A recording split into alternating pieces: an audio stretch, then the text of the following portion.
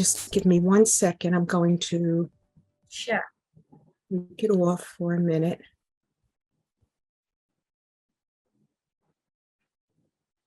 Oh, goodness. Just, oops. I'm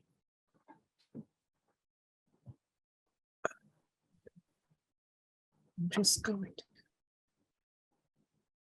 okay.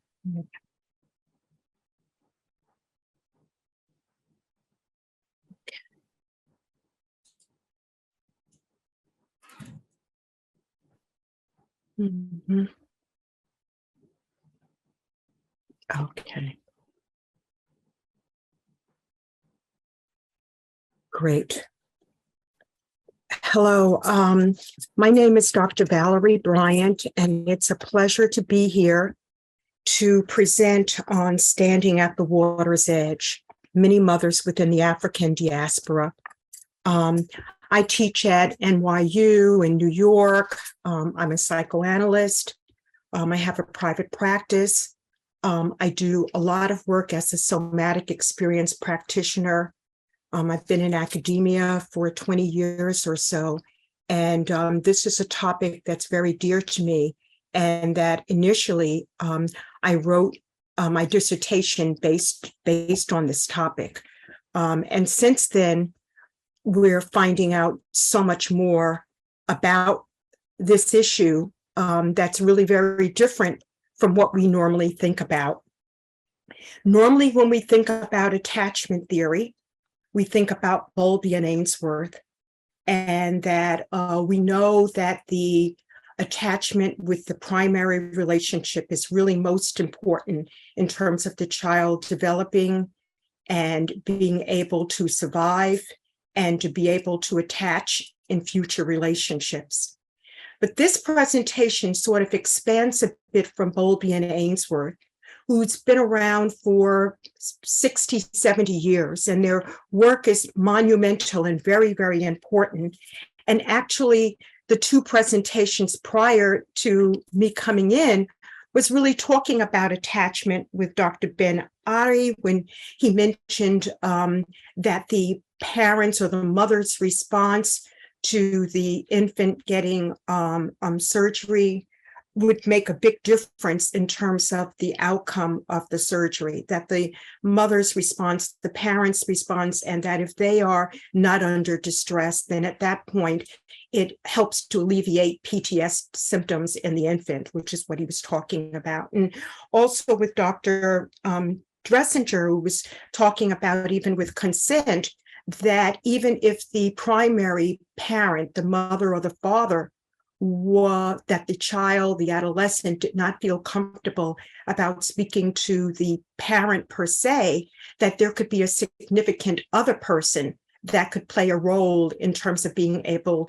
to help the child to be able to make a decision, maybe to even help the parents make a decision, because my presentation is about many mothering attachments, which really has the genesis is with allomothering attachments, which are biological and which a number of anthropologists have talked about for many years. Psychology has not caught up with it so much, but this is the presentation that I want to talk about the intersection and the interdisciplinary between the psychology, the anthropologists, the biologists, evolutionary developmental psychologists, how we can sort of integrate our knowledge together in order to kind of look at and expand Bowlby's theory to a degree. As I said, Bowlby and Ainsworth's theory it's monumental. It's really very important. There are a lot of things that are important, but this many mothering networks, which is an idea that I've talked about, is really talking about how other mothers, other parents, other significant caregivers in the family, that they have an impact on the internal psychic representations of infants and children, and especially it's important in cases of trauma, and that this interaction with allomothers or mini mothers helps to build the infant and child's resilience so that they can live, and it's also important in terms of future survival. My presentation is speaking about families from the African diaspora, creating a way to ensure that the infants and children function and survive to reproductive maturity and develop social competencies for future generations. Certainly, we know that this is very important. And usually when I talk about allo mothers and many mothers in presentations, people will say, oh, yes, I have a grandmother, I have an aunt, I have a neighbor that was very important to my upbringing. And I think it's really important that we recognize that Bowlby and, I'm going to just skip this for a second, that Bowlby and Ainsworth were aware that there were other relationships besides the mother and the father that were important in terms of the child development. Bowlby talked about the hierarchy of attachment figures. And certainly now there's been a lot more research from anthropologists and developmental psychologists that are talking about and doing more research around the others. Ainsworth also said that the child builds an attachment with the mother first. She was in Uganda. And then it was very clear that she said that the child also has attachments and relationships with others. I think that it's important, though, that when I think about the Afrocentric piece, so I'm returning back to the earlier slide, that when it comes to families from the African diaspora, that number one is that oftentimes it's coming from a deficit model. And this presentation is really talking about resilience. And I'm really broadening this level of many mothers and allo mothers as an intergenerational resilient trait and character that has helped these families to survive all across the world. And even though, I'm from the United States and I'm talking primarily about African American, I definitely am aware and know that this is cross-cultural and intergenerational all over the world. Why is my presentation called Standing by the Water's Edge? Water is a metaphor. Water means a lot of things, and especially for families of the African diaspora. Water was the ports of Africa where they kidnapped the Africans and brought them to ports all over the world, whether or not it's Brazil, Portugal, Europe, United States, all over the world, that families were split up and separated very, very early, even at the point in the United States, as soon as the mother would give birth, then at that point, that mother was taken to another plantation or another farm or whatever. But I'm really focusing on the allo mothers, the many mothers, as a resilient trait that really helped Africans and families from the African diaspora to be able to prosper and still be here, despite all that has happened in terms of trauma, of their trauma. One of the things that I will kind of play around with and talk about quite a bit is that I believe that the intergenerational trauma is very much somatic, that we talk about water as fluid. It's a transmission, that there is water in all of the ports all over the world, that water oftentimes psychologically for families of the African diaspora, it can be a signal, a symbol of strength, of fluidity, of movement, but it also can be of danger and not being safe and threat because they were transported on ships from the transatlantic, that many people jumped off, many people were thrown overboard, many people wanted to return back home and they tried to swim. So that swimming and water has a lot of different representations and meanings for people of the African diaspora that still is retained today. They may not necessarily be aware of it, but this presentation is really helping you to be curious, to kind of think about this in terms of the intergenerational trauma that is still in the bodies of many people from the African diaspora, that it's somatically felt, even though they may not be necessarily aware of it or that they can name it. Oftentimes when you're seeing people and families and infants and you get this level of distress and they seem to be really very upset, just as Dr. Ben-Ami was sharing, is that how the parents respond to that distress is really very important. And that many times the parents' response, it's cellular, it's intergenerational, it's in the body that is oftentimes picked up. So it's not so much what the parent says or what the allo mother says, but it really is the somatic experience that is really very important. And I'm thinking about this in terms of understanding this theoretically, but also understanding it clinically when you're seeing people of African descent. As I said, that there were many people, interdisciplinary attachment theorists for the last probably 30, 40 years that have sufficiently documented that humans do grow up in more complex and diverse social groups than the infant mother dyad. Bowlby and Ainsworth and Maines and Hesse, they all did a lot of wonderful stuff, but they were focusing on the mother-infant dyad as opposed to these extended attachment networks, which is what I'm really talking about today.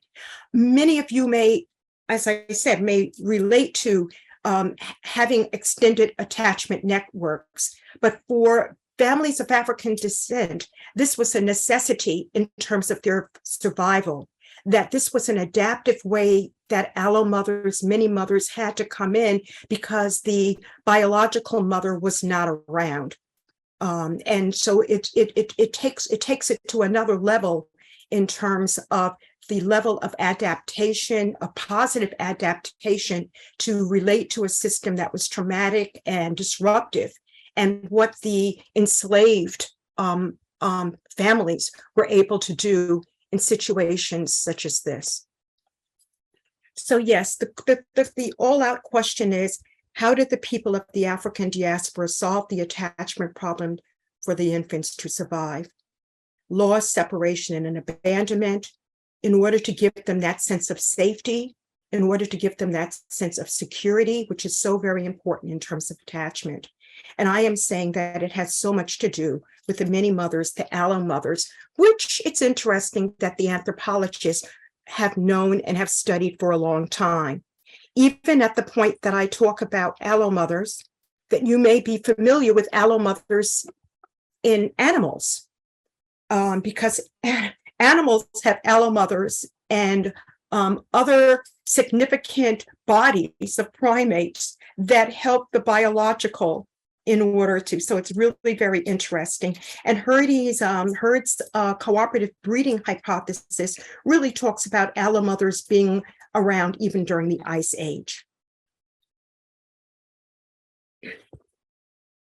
One of the things that I found really quite fascinating is that the allo mothers are one of the few universally fixed evolutionary social, cultural, maternal practices in human beings, except for childbirth. So that no matter what culture, no matter where you are, allo mothers exist. They are still existing many times in indigenous cultures, and that's really where Ainsworth did her original study in Uganda. But the allo mothers are very, very important in terms of children's survival. Without allo mothers, and this just kind of brings up what Dr. Hurston was just talking about, without allo mothers, children won't eat, they won't drink. They have marasmus, so that they will be dehydrated and eventually die.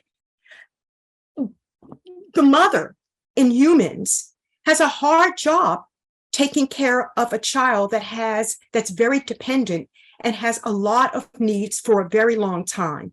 I mean, that's the nature of human existence, is that our babies are babies for a long time.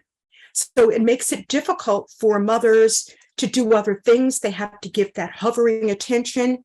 They have to be there in a way for their child. And if there are other children, it's not easy in terms of the mother being able to share that attention with other children. And even if she's doing something else. The piece that's really very important for women of African descent is that from the time they were brought to different parts of the world, they were expected to work. They were expected to work in the fields and not necessarily do the primary caretaking. And so that the system was set up that the biological mother could not take care of the child. And so informally, these allo mothers, mini mothers came in order to help the mother and to help these children and these families to survive under very difficult situations. Certainly, we know that with allo mothers, mini mothers, they were around even prior to the child being born. They were around at childbirth, and they're around throughout, so that the child develops different attachment relationships and styles with these other mothers, and that there's more and more research now kind of talking about how are these attachments developed? How do they differentiate? Do they differentiate? How do they integrate these internal representations in order to be able to survive and to move through the world and develop and have romantic relationships? This kind of research is still in the process of being done, but Dr. Dusinski and Doggy and Schwartz have been doing a lot of interesting research around that, and I think it's really important that we know this. Again, as I was talking about, these are intergenerational transmissions. Some of this is cellular. They just knew it. It was cultural. They brought it from Africa, and they brought it to no matter what part of the world that they were involved with. It's an evolutionary piece, because without the other mothers, the many mothers, these children and infants would never have survived. Like I said, they would have stopped eating and drinking. Yet it's really interesting when it comes to these network attachment. Initially, Bowlby was under the impression that the other significant attachments, really what was most important was being fed, that if they fed these children, then that in itself would help to bring the bond and for that attachment to connect. But it's very clear now with the research that it's not so much about eating, because Harlow did the research many years ago, back in the 50s or so, and that the monkeys did not go to the monkey that had the food, but instead the monkeys went to the attachment figure that had the warm clothing, that had warmth and could soothe. So it's the soothing in times of distress that's really most important, more so that seems to even up into the eating, that they just will not eat just because. It really has to be about the other mother being able to respond to them at times of distress. Again, I think this is so very interesting, because many times we don't talk about intergenerational somatic transmissions. We talk about intergenerational trauma, oftentimes when it comes to the Holocaust or with other populations. More and more, as we understand everything that's going on with these refugee children and migration and these awful things that are going on in Ukraine and Russia and all over the world, we are very interested in what's going on and how children are attaching or not attaching, and the way that our culture and society is responding to these children are very important. I think it's really very important that we think about intergenerational trauma, think about intergenerational trauma, think about how it plays out in terms of our relationships with clients, and this will help to deepen the relationship so that people can heal. Again, as I was saying, that this intergenerational trauma, it's implicit. It may not be what they may be able to talk about. They may not be able to name it. They may not be able to say, oh, yes, I'm a victim of intergenerational trauma. No one wants to identify with being a victim anyway. But certainly, it's not something that we usually associate with families of African descent. And again, I'm just saying clinically and theoretically, it's really important for us to think about these other caretakers that played such an important role in terms of perinatal survival, especially in instances when resources are scarce. Certainly, we know that there's a relationship between poverty and culture and racial issues. so that the other mother, the many mothers coming in to be able to help the caretaker is really very important. How they do so could be multiple ways. It's very, very important that the attachment theorists talk about the proximity of the caretakers. That is really even more important than the feeding process, which is really interesting. So certainly in enslaved times, many people lived in the compound together so that they were close in terms of their living arrangements. They worked together, they played together, they sang together, they prayed together. So it was that close proximity of the other mothers that really helped to build that attachment even more. Some of the research says that even though we have these many mothers that are in close proximity to the infants and to the children, oftentimes when it comes to sleep, that the infant moves to the biological mother. At that point, that's when the bonding seems to be cemented, that the biological mother will go to the infant, or the significant allo mother will go to the infant in terms of sleeping with them. So sleeping is a very important variable when it comes to the attachment bond that I find really pretty interesting.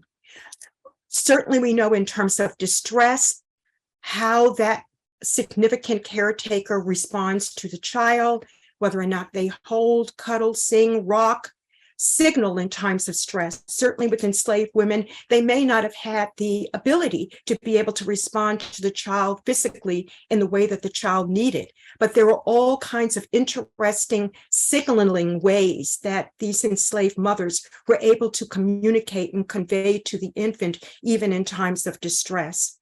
We talk about secret ways of signaling touch and connection in enslaved cultures through song, whether or not it's the song of, wading in the water or Go Down Moses. These are all ways in these songs to kind of help the intergenerational connect and help these infants to become resilient, even in the throes of adverse situations. As I said, the West African concept of anthropologists, they use the allo mothers, but as I said, that the enslaved women adapted and transferred this shared mothering experience as a collective system. As you may know, when we think about families of African descent, we often talk about there having two kinds of identities: an individual identity, which very much fits into Bowlby and Ainsworth, and each person has their own subjective experience, but there's also the subjective experience of the collectivity, the collective, the family, that is also very important in terms of their experience as well, and that the many motherings is a takeaway, it's an adjunct from the collective experience. Again, as I said, the allo mother comes in at times of stress and security. Yes, we know about the primary biological mother, and that's how we are able to tell who is who here, but that it is really at times of distress that really makes a big difference.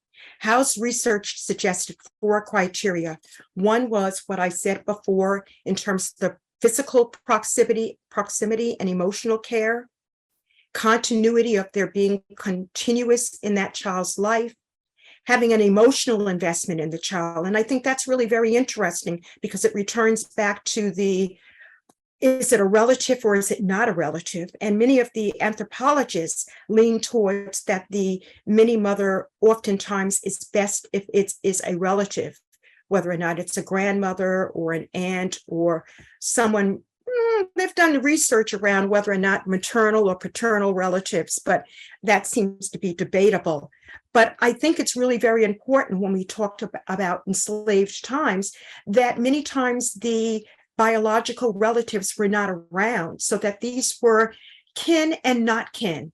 These were parents and mothers or women, they may not have even been mothers, who had an emotional investment in that child growing up and becoming an adult, even though it wasn't their child. And that's a cultural thing, but I also think, as Bowlby talks about, it's evolutionary. It's in our bones. It's in the genes. You know, we talk about epigenetic experience, but it's in the bones and cross-cultural, that even in Africa, the mothers who were not biological mothers were taking care of their children. And that seems to clearly, in terms of the traditional mother-infant dyad, one can lean into the biological parents as being the one. But again, because of the extenuating, horrible circumstances of enslaved people, that it took nunkin. That was an adaptive way of being able to respond to these children. And as I said before, how the mother responds to the child when the child is in distress is most important. And that is the salient feature in terms of who becomes the primary attachment figure.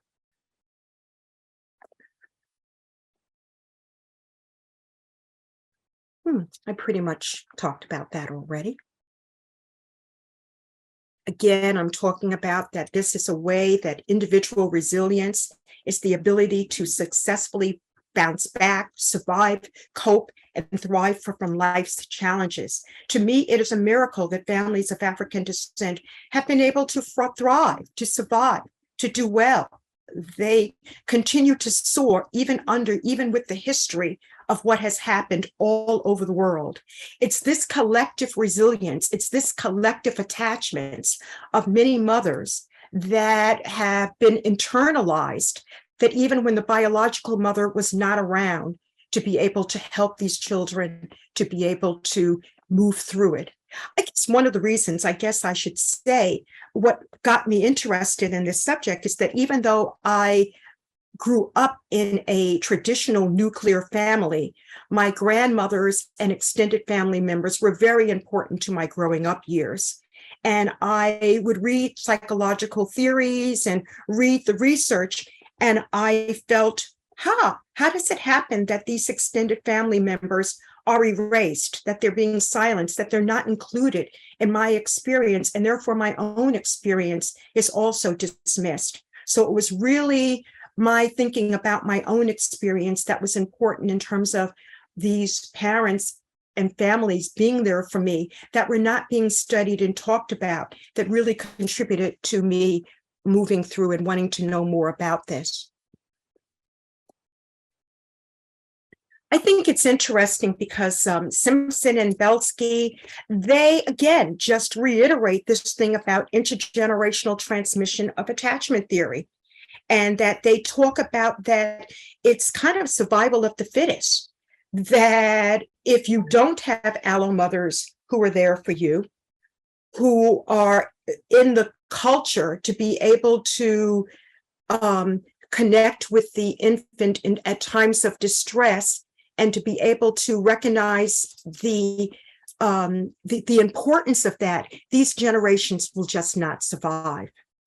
And that they talk about that the more that the generations are able to, it's a selective process, that only the strong survive, so that there is something about that these populations have been able to gain strength through the organizing attachment figures that has helped them to survive and still be here. Those infants and children who could not make those kind of attachments, just like what happens in orphanages and in institutionalized settings, they die. So that the capacity to be resilient, to be able to attach, and that the parent and the African caregivers are able to connect with them, is all part of the resilience that I just think is incredibly important, and that we need to talk more about this.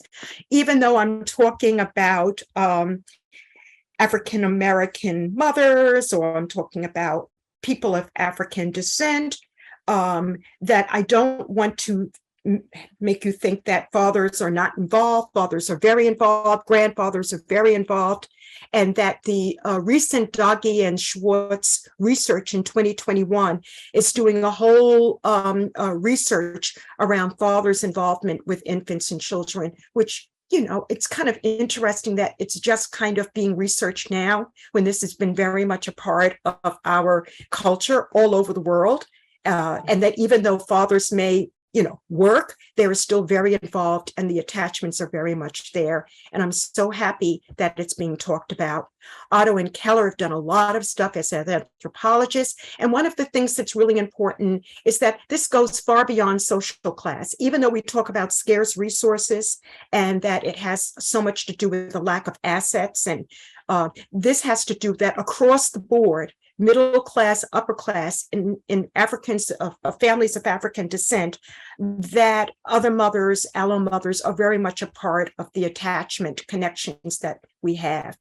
Certainly people who I see, whether or not they are wealthy, whether or not they are poor, that the many mothers are very much a part of their experience with their children.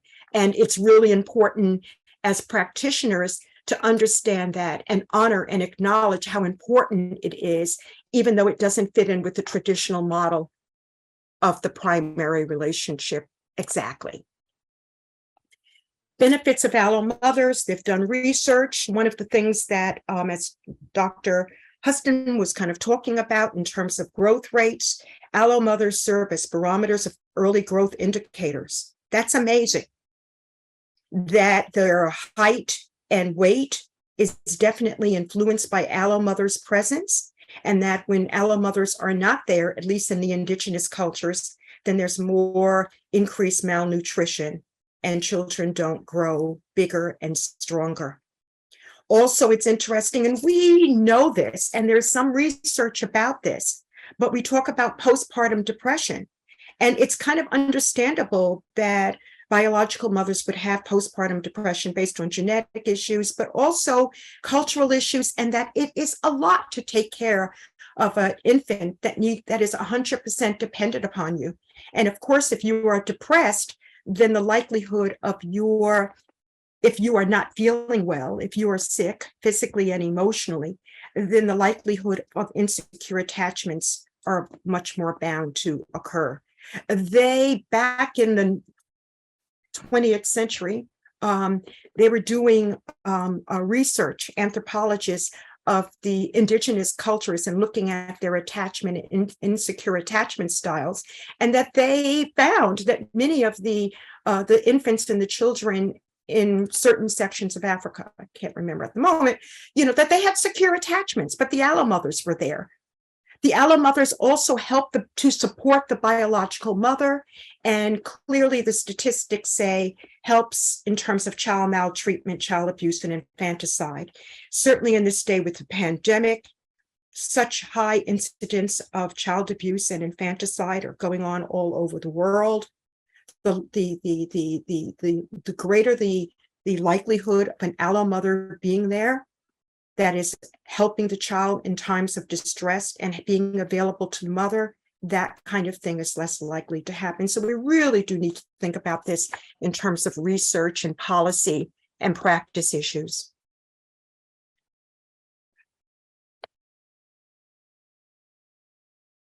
For practitioners, I think it's important for practitioners to be sensitive of the African diaspora and intergenerational trauma and resilient transmissions. That I think that a lot of times, I said, in terms of the deficit model, oftentimes it's sort of looked down to as less than, or that they're not as good as, or that they play a secondary role and it's not really honored and acknowledged and fleshed out. And I think that it's important for practitioners to start asking about these many mothers and how they influence the child's life, and to be able to play around with that even somatically. Is that when the person, the individual, is talking about their experience with their many mothers, ask them how does that feel in their body when they think and when they reflect about the memories of these parents and these significant others who played a significant role in their life. ask what that feels like in their body when they think about these many mothers and what that experience was like for them. It's very important in terms of allowing space for implicit awareness. We can know about these things explicitly, but I think it's important to be aware of how it plays out in a somatic way with people. Again, as I said, it's important to affirm the multiple attachment relationships, to honor them, that it is the shared parenting is something that's really very important, and that I think it's important for clinicians to be aware of that and be aware of the metacommunications, the nonverbal, that even though what the person may be saying may say that things are okay, to ask them to check into their body, to check into a body scan, to see whether or not their body is saying the same thing. And I think that goes across the board, will help to address some of the affect and somatic and the cognitive messages or mismessages that people oftentimes may feel confused by. This is certainly a place that we can examine social policies and practices all across the world for social reform, recognizing the importance of allo mothers and how important they are for children of African descent is very important. Continued research in terms of understanding attachment. I think it's really important because we've done a lot of research around attachment research, but many times the studies, the sample size has been small. There's been cultural bias, that there are language issues that makes it difficult to even be able to compare the multiple attachment networks with the primary attachment. I think it's really important that we give greater attention to the attachment theorists and look in terms of how culture influences infant development and secure attachments. Culture plays, we don't often look at culture and how it plays the role and how different mothers in their attachment styles connect up with their infants and with their children differently, based on the way that the food they eat, the way they sing, the way they hum. These are different ways that culture interacts to be able to embody that attachment figure even more. Again, this greater research on multiple networking. How do they attach? If you have two secure attachments, is that better than one attachment? Does one secure attachment supersede or buffer the insecure attachments? This is all viable research that I think is really very important. How much has it an additive effect? That if you have one secure attachment and then two more secure attachments, does that make you even more attached? Anyway, I think these questions are really very important, and it is a pleasure to be part of this research and inquiry in order to us to find out more. Most important, I really wanted to talk about this Manymothers piece and how much it is such an integral part of families of African diaspora that doesn't really get talked about. And it's really my way of being able to make visible that which is invisible, and to really help so that they can be in studies and in research in ways so that we are aware of more. Thank you so very much. It's been a pleasure to be here, and thanks. Thank you, Dr. Valerie. Thank you for sharing us your research book and your ideas. Thank you. If you have any questions for Valerie, you can ask her.